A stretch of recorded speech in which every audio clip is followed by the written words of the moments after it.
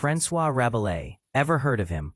Well, he was a Renaissance writer, philosopher, who always spoke against the church and demanded reforms.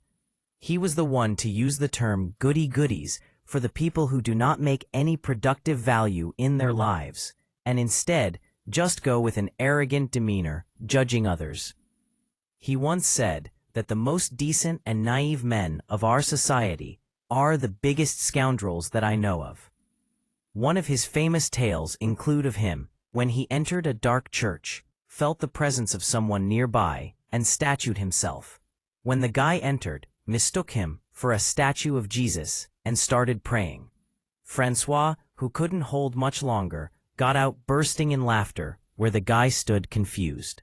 Francois was a true pacifist, and he even made fun of the fact that people just go at war for anything nowadays through a conflict known as the Picrocoline War.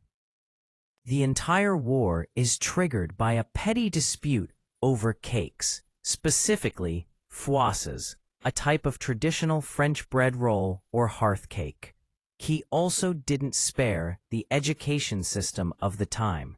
He, in his book Gargantua Pantagruel, introduced the concept of the Abbey of Thelum. Gargantua's father, Grangousier, first hired sophist tutors like Fubel Holofernes and Jobelin Bredet.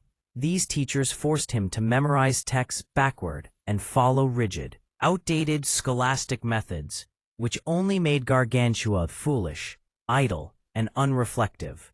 Eventually, the humanist tutor Ponocrates took over his education. Instead of rote memorization, Ponocrates focused on a holistic, humanist approach that balanced intellectual rigor with physical exercise, hygiene, and the joy of learning. The Abbey serves as the ultimate realization of this humanist educational ideal. Unlike traditional monasteries that enforced discipline and obedience, Thelum's only rule was, do what thou wilt. Fais ce que voudras. It successfully educated an elite group of men and women to be virtuous, multilingual, and skilled in both arts and combat, because they were motivated by freedom and honor, rather than force. So yeah, I guess it's safe to say, he was a true alpha of his time.